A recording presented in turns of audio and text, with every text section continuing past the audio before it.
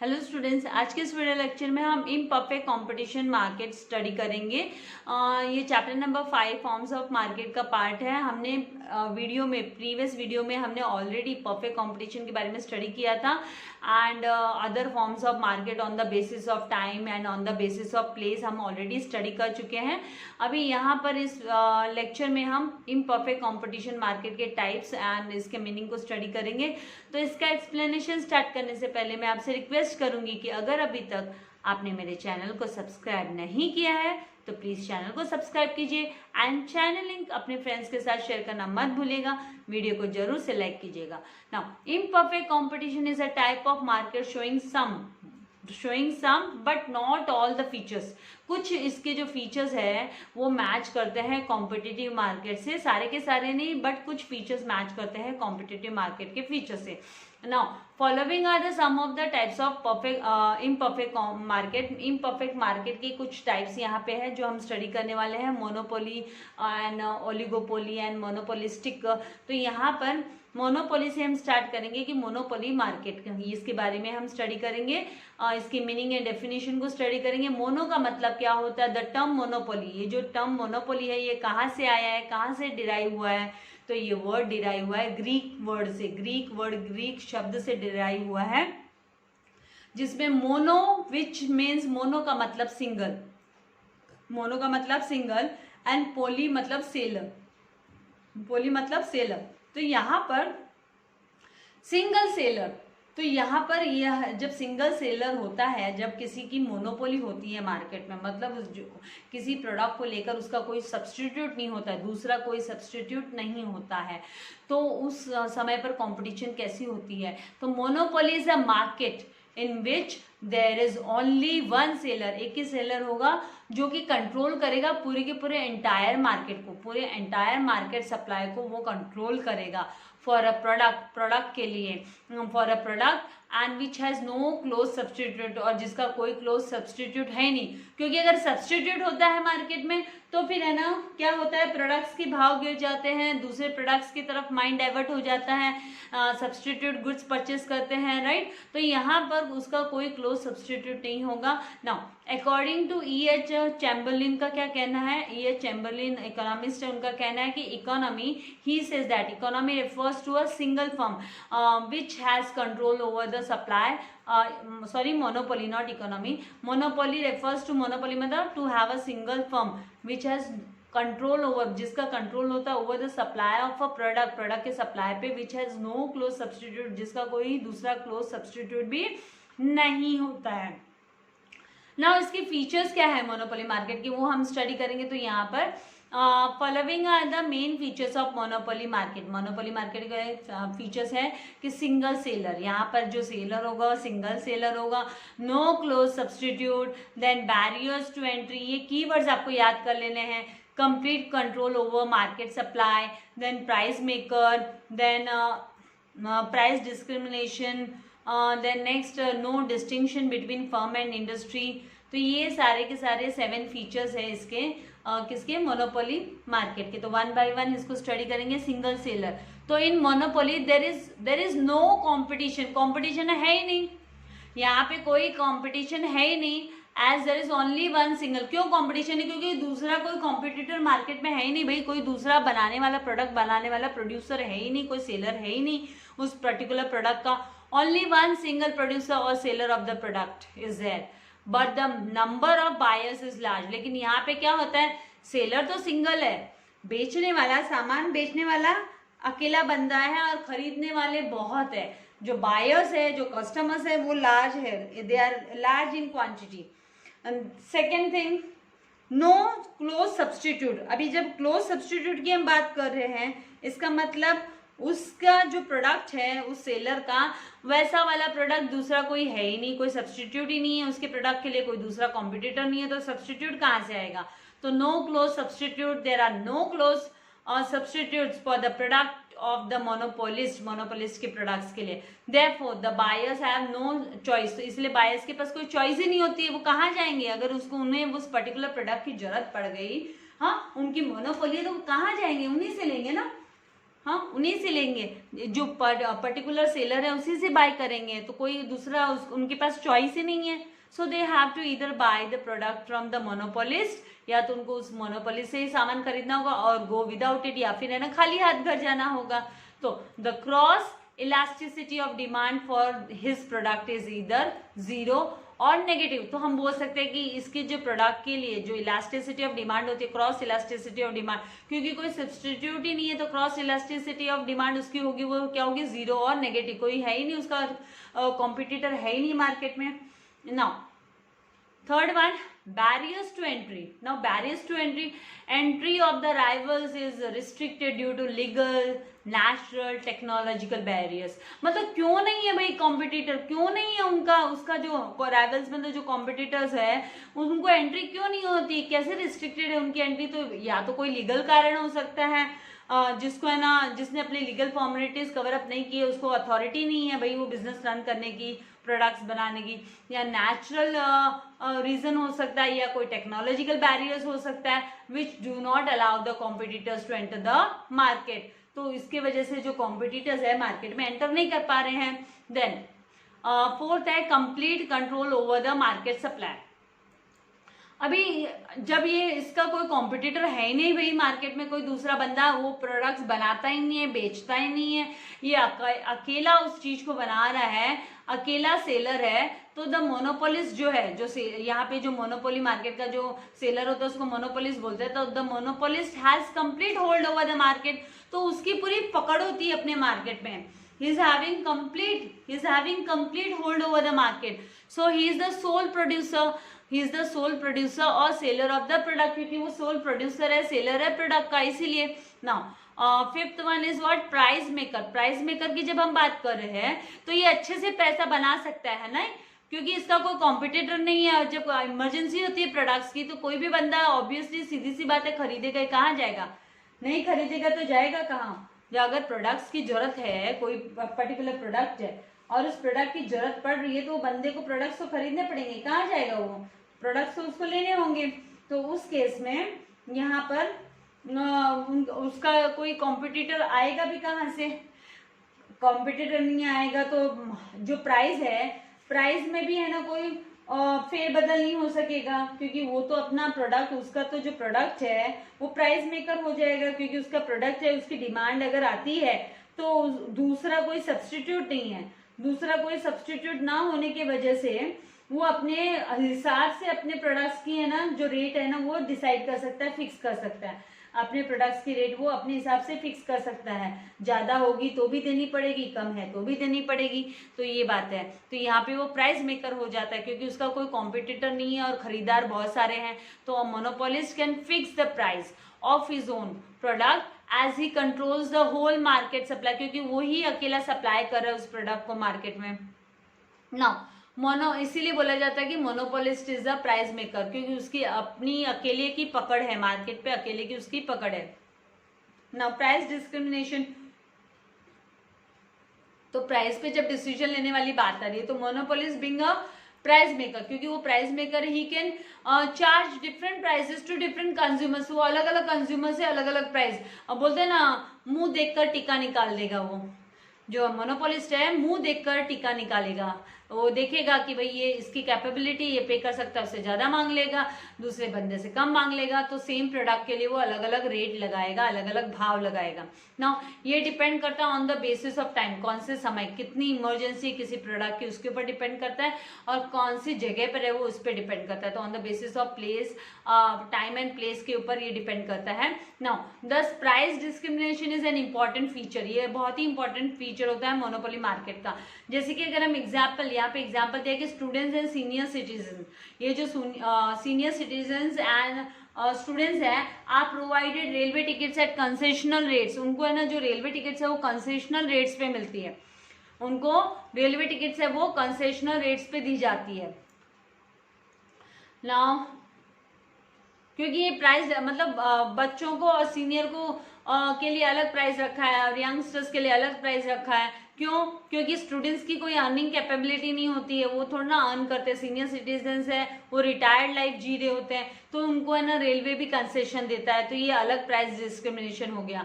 अब ये मोनोपोली की अगर हम बात करें तो रेलवे, इंडियन रेलवे तो ये मोनोपोली हो गई। इंडियन रेलवे की रेलवे रन करने की, रेलवे ट्रैक्स पे जो जितने भी रेल रन कर रहे हैं वो इंडियन रेलवेज के हैं, तो वो मोनोपोली हो गई हमारी कंट्री में। दूसरा कोई रेलवे वाला मालिक नहीं है, तो वो अपने हिसाब से अपने प्राइस को क्या करेगा, डिसाइड करेगा उसके अकॉर्डिंगली। और फिर उसको चाहिए, उसको पता है कि भाई स्टूडेंट्स की कोई अर्निंग नहीं होती है एंड सीनियर सिटीजन्स की कोई अर्निंग नहीं है, तो सीनियर सिटीजन्स रिटायर्ड लाइफ जी रहे हैं, तो वो टिकट्स पे कंसेशन देंगे, रेलवे कंसेशंस देंगे वो रेलवे टिकट्स पे। Now no distinction between the firm and industry, industry में और फर्म में कोई इसमें फर्क नहीं होता है, क्योंकि जो मोनोपोलिस्ट है वो खुद ही तो सेलर होता है और खुद ही प्रोड्यूसर भी होता है। तो a monopolist is the sole seller and producer of the product and a monopoly firm itself is an industry, और वो खुद ही एक इंडस्ट्री होता है। तो इस तरीके से इसके ये फीचर्स मोनोपोली के फीचर्स हो गए मोनोपोली मार्केट के। नाउ टाइप्स ऑफ मोनोपोली, यहाँ पे टाइप्स ऑफ मोनोपोली भी है। तो मोनोपोली में जैसे यहाँ पर following are the some of the types of monopoly. तो सबसे पहले private monopoly, then public monopoly, then आता है legal monopoly, then natural monopoly, then simple monopoly, then discriminating monopoly and voluntary monopoly. तो अभी इनको वन बाय वन हम study करेंगे। तो सबसे पहले आ जाते हैं हम प्राइवेट मोनोपोली पे। तो व्हेन एन इंडिविजुअल, जब एक इंडिविजुअल बंदा और a private body controls a monopoly firm को कंट्रोल करते हैं, होल्ड करते हैं, उनकी होल्डिंग होती है, तो it is known as private monopoly, तो उसको प्राइवेट मोनोपोली कहा जाता है। तो यहाँ पे हम प्राइवेट मोनोपोली में फॉर एग्जांपल टाटा की जितने भी इंडस्ट्रीज है वो उसकी खुद की ओन उसकी इंडस्ट्रीज है, तो उसकी प्राइवेट मोनोपोली हो गई। नाउ यहाँ पर पब्लिक मोनोपोली जब आ रही है, तो यहाँ पे देखिए इंडियन रेलवेज का एग्जाम्पल है कि व्हेन द प्रोडक्शन इज सोली अकेले individually owned, controlled and operated by the government he handle करती है, गवर्नमेंट ही कंट्रोल करती है, गवर्नमेंट का ही हक होता है, it is known as public monopoly and it is usually welfare oriented, और ज्यादा करके ये है ना वो वेलफेयर ओरिएंटेड होते हैं। फॉर एग्जाम्पल इंडियन रेलवेज हो गए।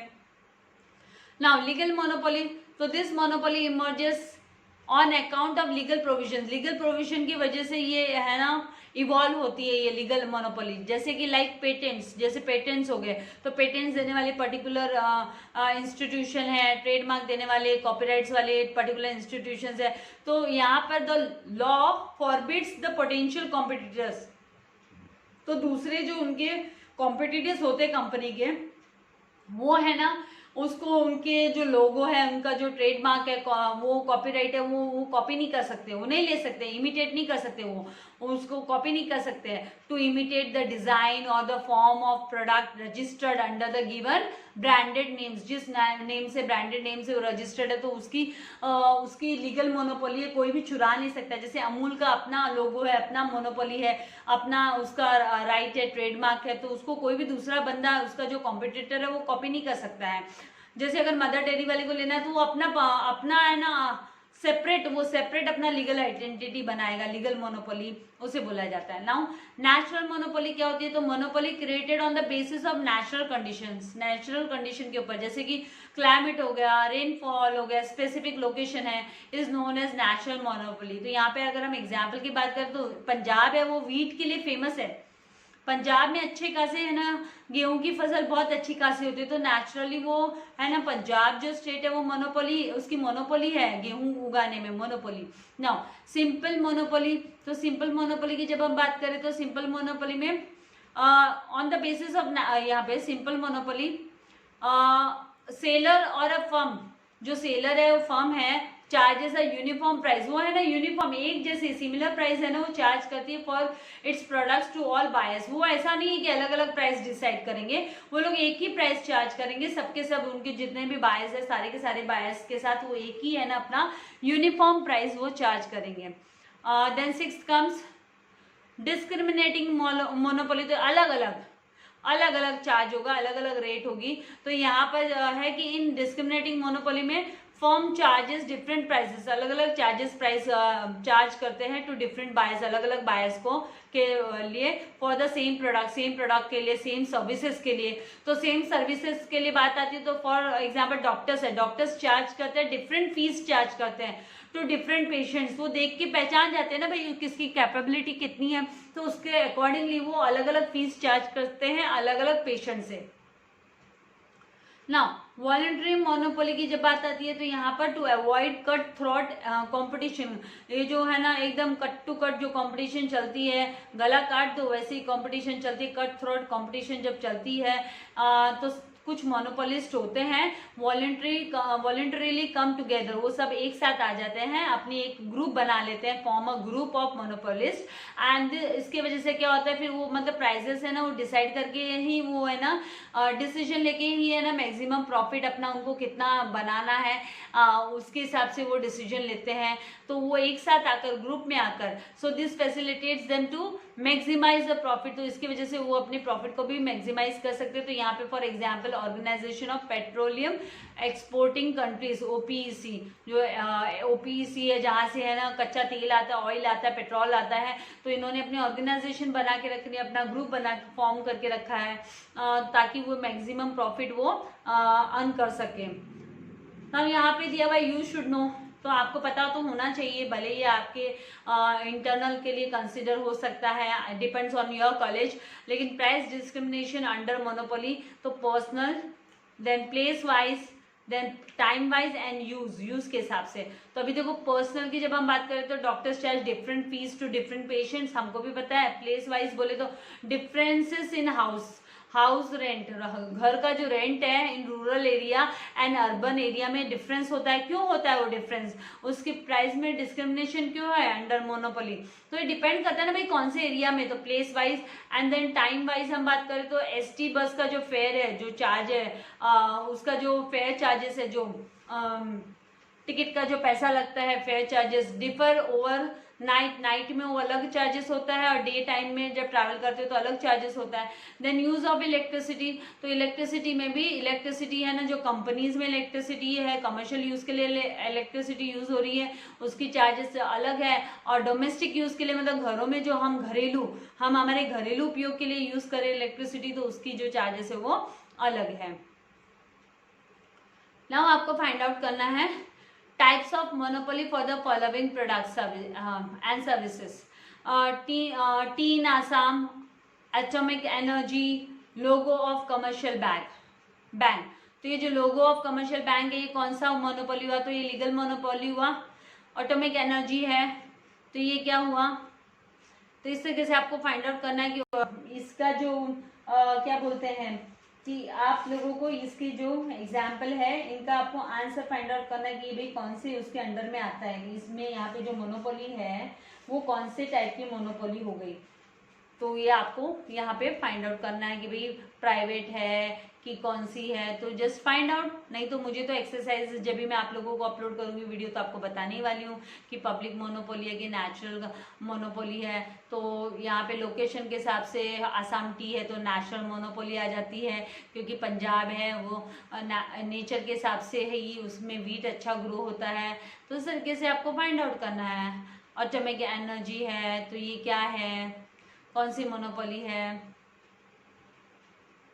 नाउ अभी ये जो डू यू नो है यहाँ पर ये जो मोनोपोली है ये क्या है, ये कॉन्वर्स है, अपोजिट है मोनोपोली का, जहाँ पर है ना बहुत सारे सेलर्स एग्जिस्ट करते हैं, many sellers exist in the market, but buyer जो होता है वो सिंगल होता है, वन बायर होता है।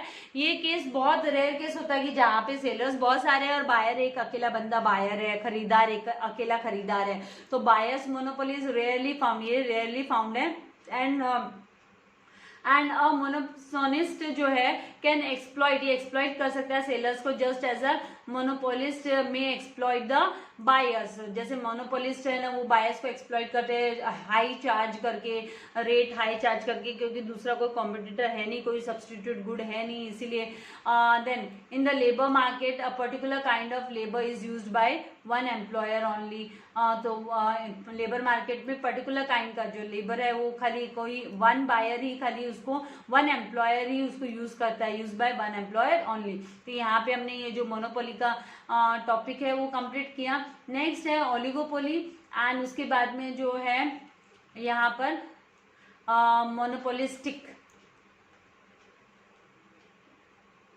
Monopolistic competition. तो ये दोनों भी जो है पार्ट है वो हम नेक्स्ट वीडियो में कवर अप करेंगे। तो आपको वीडियो को लाइक करना है, शेयर करना नहीं भूलना है, वेरी वेरी इंपॉर्टेंट भाई, सब्सक्राइब कर दो चैनल को, आपको मेरे लेटेस्ट वीडियो के नोटिफिकेशंस भी मिलते रहेंगे और आपको इसके लिए कोई पेमेंट नहीं करना है। ऑलराइट, कॉमर्स एकेडमी की फैमिली को हमें आगे तक लेके जाना है, तो please subscribe it. Thank you very much, God bless you all dear students.